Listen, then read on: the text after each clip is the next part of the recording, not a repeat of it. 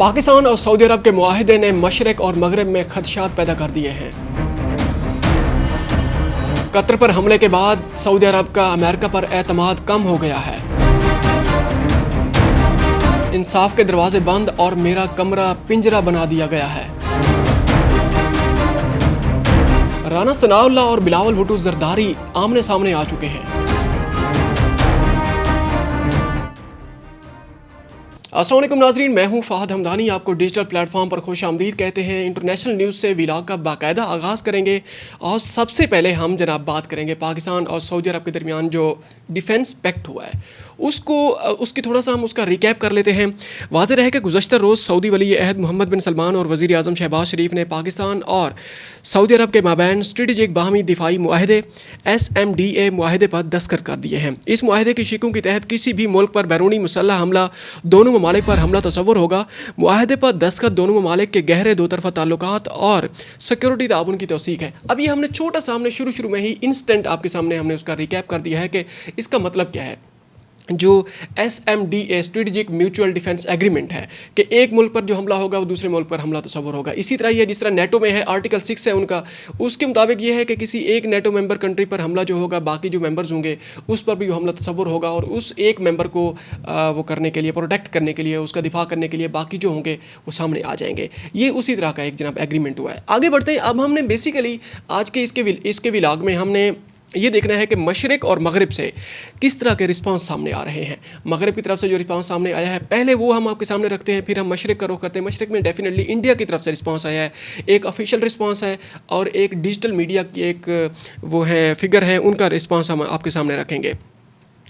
अब यह है कि CNN ने इसके ऊपर जनाब एक एनालिसिस पेश किया है। अमेरिकन जो बाकी ज़ल्मे खलीलज़ाद ने भी उसके ऊपर एक कमेंट जारी किया है। उसने तो यही कहा है कि इसका बाकायदा तौर पर पाकिस्तान और सऊदी अरब को बैकलैश का सामना करना पड़ेगा अमेरिका की तरफ से। अमेरिका अभी खामोश है लेकिन वो इसको एनालाइज़ कर रहा है कि इसको किस एंगल से इस मामले को देखा जाए। अब CNN की जो रिपोर्ट है वो हम आपके सामने रखते हैं। CNN ने अपनी खसूसी रिपोर्ट में इस मुआहदे को सऊदी अरब के अमरीकी सिक्योरिटी ज़मानतों पर अदम एतमाद का इजहार करार दे दिया है।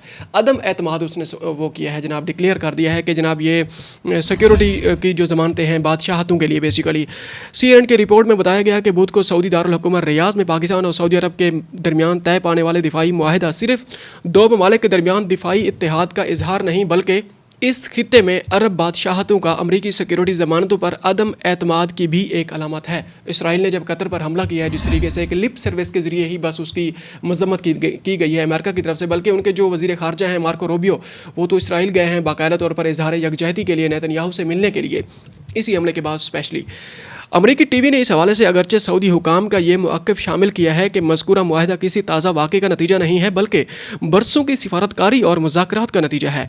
ताहम CNN ने इस मुआहदे के ऐलान की टाइमिंग और पाकिस्तानी वज़ीर आज़म शहबाज शरीफ और army chief field marshal Syed Asim Munir के शानदार इस्तकबाल को भी अहम करार दे दिया है। इसमें कोई शक नहीं है कि बहुत बड़ी डेवलपमेंट है। जियोपॉलिटिकल एंड पे अगर इसको देखा जाए ये बहुत बड़ी डेवलपमेंट है। इसमें जिस तरीके से पाकिस्तान का जो वज़ीर आज़म है, जो आर्मी चीफ़ हैं, जब पाकिस्तान सऊदी उसमें एयर स्पेस में दाखिल हुए तो जिस तरह उनको एस्कॉर्ट किया गया है 15 तैयारों के ज़रिए, और सऊदी अरब में जो बड़ी बिल्डिंग्स हैं स्काई स्क्रैपर्स हैं उसमें उनको जिस तरीके से बरकी कुमकुमों से पाकिस्तानी झंडों और सऊदी अरब की वो जो एक फ्रेंडशिप है उसको जिस तरह उसको सजाया गया है। और उसके बाद जो पाकिस्तानी सऊदी अरब की वो जो ऑफिशियल्स हैं उन्होंने वज़ीर इत्तलात है, वज़ारत इत्तलात, उन्होंने एक नगमा जारी किया है इसी डिफेंस पैक्ट को सामने रख के। वो नगमा भी बड़ा वायरल है, वो आप इंटरनेट पर आप देख सकते हैं, बड़ा एक वायरल है, उसका इंग्लिश सबटाइटल भी उसमें मौजूद है।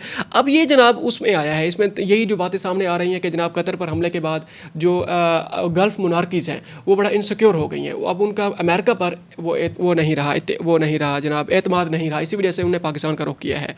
अगली खबर पे जाने से पहले हम आपसे रिक्वेस्ट कर रहे हैं कि अगर आपने अभी तक हमारा चैनल सब्सक्राइब नहीं किया तो इसको आप सब्सक्राइब कर लें। हमने एक टारगेट सेट किया हुआ है कि अगले हम एक हफ्ते में हमने 20,000 सब्सक्राइबर हमने मुकम्मल करने हैं।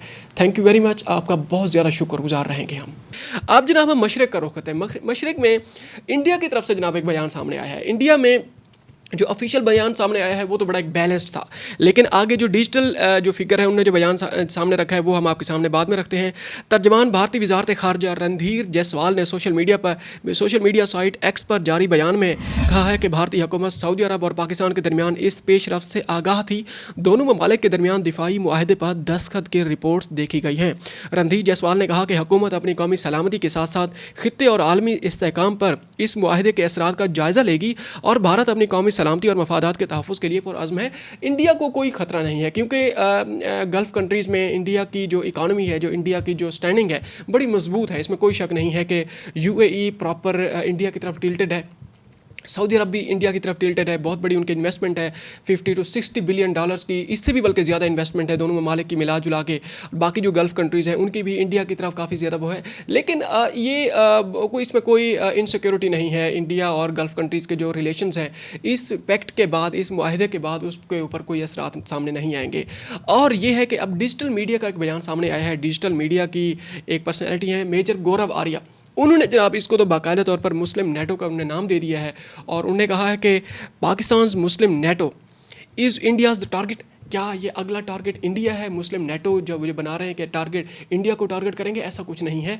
इस तरह की जो सोच है या इस तरह का जो स्टैंस है, ऐसा नहीं होना चाहिए, क्योंकि हम पहले भी इस बात को वाजे कर चुके हैं कि गल्फ़ कंट्रीज़ और इंडिया के जो रवाबित हैं, जो इकनॉमिक टर्म्स हैं, जो पॉलिटिकल टर्म्स पे उनके जो रवाबित हैं वो बहुत ज़्यादा मजबूत हैं। उनकी नेचर बहुत ज़्यादा डिफरेंट है। और ये जो डिफेंस पैक्ट है ये इसराइल, कतर, अमेरिका और ये वेस्ट के मुतालिक है, वेस्ट, गल्फ़ और पाकिस्तान, ये उस फ्रंट के मुतालिक है, ना कि पाकिस्तान, इंडिया और गल्फ़ कंट्रीज़ के मुतालिक है। अमेरिका में जो एक मारूफ वो है चार्ली किर्क, डोनाल्ड ट्रंप के जो मारूफ वो जो हैं सहाफ़ी थे, उनको जो कत्ल किया गया था, उनके जो असैसिनेंट हैं उनको गिरफ़्तार किया गया है। और उनका जो बयान सामने आया है उसमें एक अहम डेवलपमेंट ये सामने आई है कि उन्होंने कोई एतराफ़ भी किया है और कोई सबूत भी सामने आ चुके हैं कि वाकई यही बंदा है जिसने उनको कत्ल किया है। अमरीकी मीडिया रिपोर्ट्स के मुताबिक टेलर रॉबिन्सन को वीडियो लिंक के जरिए प्रूफ की अदालत में पेश किया गया है, जहां प्रोसिक्यूटर की जानिब से मुलजिम को सजाए मौत देने की इस्तदा की गई है। मीडिया रिपोर्ट्स के मुताबिक मुलजिम टेलर रॉबिन्सन पर कत्ल, शवाहिद मिटाने और गवाह को मुतासर करने समेत 7 इल्ज़ामात हैं। प्रोसिक्यूटर ने अदालत को बताया कि मुलजिम ने अपने रूममेट को भेजे गए टेक्स्ट मैसेजेस में एतराफ़ जुर्म किया था। मुलजिम रॉबिन्सन ने लिखा कि वो चार्ली किर्क की नफरत अंगेज़ी से तंग आ चुका है। चार्ली किर्क के बहुत सारे ऐसे बयान हैं, खासकर गज़ा के मुतालिक, और उसके अलावा डोनाल्ड ट्रंप के बहुत सारी ऐसी कंट्रोवर्शियल किस्म की जो स्टेटमेंट्स हैं उनको इंडोर्स करना, और एंटी मुस्लिम जो इस्लामोफोबिक जो उसका जो स्टैंड था, उसकी वजह से भी कहते हैं कि मुबैना तौर पर एलिजिडली ये उसका रिस्पॉन्स सामने आया है, जो उसका मर्डर किया गया है। आगे बढ़ते हैं हम जनाब, पाकिस्तान का रुख करते हैं। पाकिस्तान से बड़ी अहम तरीन न्यूज़ सामने आ रही हैं। इमरान खान तहरीक इंसाफ की पहले बात कर लेते हैं। तहरीक इंसाफ ने पहले आर्मी चीफ़ को ख़त लिखना शुरू किए थे, वहाँ से सिलसिला बंद हो गया। उसके बाद जनाब उन्होंने अब बाकायदा तौर पर इमरान खान ने एक और ख़त लिखा है। अब ये किसको ख़त लिखा गया है, किसके ज़रिए लिखा गया है, वो खबर हम आपके सामने रखने लगे हैं। बड़ी खबरों की जीनत बनी हुई है ये खबर आजकल। इमरान खान की जानिब से एक ख़त लिखा गया है कि अलीमा खान ने सुप्रीम कोर्ट के R&I ब्रांच में जमा कराया, जिसमें बानी PTI ने कहा कि इंसाफ के दरवाजे मेरे और अहलिया पर बंद हो चुके हैं। बेसिकली उन्होंने चीफ जस्टिस को ये ख़त लिखा है और अपनी बहन अलीमा खान के ज़रिए वहाँ पर पहुँचाया है। इमरान खान ने ख़त में कहा कि 772 दिनों से तन्हाई की कैद में हूँ। कमरा 9/11 का पिंजरा बना दिया गया है।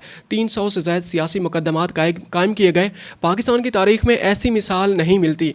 ख़त में मज़ीद लिखा गया कि बुशरा बीबी की सेहत बिगड़ रही है, लेकिन डॉक्टर को मुआयने की इजाज़त नहीं दी जाती है। उन्होंने बाकायदा तौर पर ये खदशात ज़ाहिर किए हैं और उन्हें इस्लामाबाद हाई कोर्ट के जो चीफ जस्टिस हैं उनको भी ये ख़त भेजा है, और पाकिस्तान सुप्रीम कोर्ट जो है, सुप्रीम कोर्ट के जो चीफ जस्टिस हैं उनको भी ये ख़त भेजा है अलीमा खान साहबा के थ्रू। आगे बढ़ते हैं जनाब, तहरीक इंसाफ से एक और भी डेवलपमेंट सामने आई है। वो ये है कि तहरीक इंसाफ को जब हर तरफ से जो दरवाजे उसके बंद होते जा रहे हैं, उन्होंने जनाब एक और वो तरीका अपनाया है एहतजाज रिकॉर्ड कराने का। वो है जनाब मिशन नूर। मिशन नूर के नाम से ये जो अहम तरीन जो न्यूज़ सामने आ रही हैं वो ये है कि जनाब उसमें जो हुक्मरान हैं, जो जालिम और जाबिर हुक्मरान हैं, उनको किस तरीके से एक ख़ास डेट को, मतलब 20 सितंबर को बाकायदा तौर पर अजान दी जाएगी और उनको बद्दुआएँ दी जाएंगी। और इस तरीके से अब देखें, ये है कि आइडेंटिटी पॉलिटिक्स तो है। एटलीस्ट आप खबरों की जीनत तो बने हुए हैं। मिशन नूर उन्होंने बाकायदा एक पैगाम जारी किया है कि आप इस तरह का एक नई तहरीक आप शुरू करें। इलेक्ट्रॉनिक मीडिया हो, डिजिटल मीडिया हो, इंटरनेशनल मीडिया हो, हर जगह पे जनाब मिशन नूर के चर्चे हो रहे हैं। इसका मतलब ये है कि आप रेलेवेंट रहे हैं। तहरीक इंसाफ से ही पाकिस्तानी मीडिया की सुबह होती है, तहरीक इंसाफ पे ही पाकिस्तानी मीडिया की एंड होती है, शाम होती है। इसी वजह से डॉन टू डस्क मिशन नूर के जनाब चर्चे हैं आजकल। ये खबर हमने सोचा आपके सामने रख दें। आगे बढ़ते हैं जनाब, हम बात करते हैं राना साहब ने बिलावल भुट्टो जरदारी ने सैलाब के बाद ये कहा है कि ज़राई इमरजेंसी नाफिज की जाए, मरकज़ ने नाफिज कर दी है। इसी तरीके से क्लाइमेट एमरजेंसी भी नाफिज की जाए, वो भी उन्होंने नाफिज कर दिया। अब उन्होंने कहा कि बेनज़ीर स्पोर्ट इनकम टैक्स वो जो एक प्रोग्राम है जिसमें 12,000 गालिबन या 15,000 हर मुस्तहिक अफराद को जो उसमें रजिस्टर्ड लोग हैं उनको हर महीने ट्रांसफ़र किया जाता है। अब बिलावल भुट्टो साहब ने कहा है कि जनाब इसकी मिकदार बढ़ाई जाए या इसके अमाउंट की जो मिकदार है ना वो उसको बढ़ाया जाए, लेकिन राना साहब ने इस बात को रिफ्यूट कर दिया, उन्होंने इसको इनकार कर दिया है। तफसीलात के मुताबिक वज़ीर आज़म के मशीर बराए सियासी अमूर सैनेटर राना सनाउल्लाह ने कहा कि बेनज़ीर इनकम सपोर्ट प्रोग्राम की फहरिस्त में शामिल तमाम अफराद सैलाब मुतासरीन नहीं हैं, इसीलिए इस प्रोग्राम के ज़रिए मदद के हकदार मुतासरीन की मदद नहीं हो सकती है। इसमें कोई शक नहीं है। यह राना साहब का बड़ा वैलिड बयान है। एक टीवी इंटरव्यू के दौरान राना सनाउल्लाह का कहना था कि बेनज़ीर इनकम सपोर्ट प्रोग्राम को बेनज़ीर रोज़गार स्कीम या बेनज़ीर हुनरमंद स्कीम में बदल देना चाहिए। इस तरह से बेनज़ीर इनकम सपोर्ट प्रोग्राम में पैसे देने से किसी का भला नहीं रहा। इसीलिए उन्होंने मज़ीद कहा कि इतने पैसों से न किसी का गुजारा होता है, न किसी की मुश्किल हल होती है। इस प्रोग्राम में वसी तर इस्लाहात की ज़रूरत है। जितने पैसे BISP के ज़रिए लोगों को दिए जा रहे हैं उससे किसी को कोई फ़ायदा नहीं हो रहा है। इसमें कोई शक नहीं है कि 10-12 हज़ार से या 15,000 से एक तो चूल्हा भी नहीं जल सकता। अगर मियाँ बीवी हैं, अगर उनके बच्चे भी नहीं हैं, गांव में भी रह रही हैं, 15,000 से 15,000 के साथ उनका गुजारा नहीं हो सकता। राना साहब के जो वो हैं जनाब ये खदशात हैं बड़े वैलिड हैं। अब तक के लिए इतना ही, मिलते हैं एक और व्लॉग में। थैंक यू वेरी मच, अपना ख्याल रखिएगा और हमारे चैनल का भी ख्याल रखिएगा। अस्सलाम वालेकुम।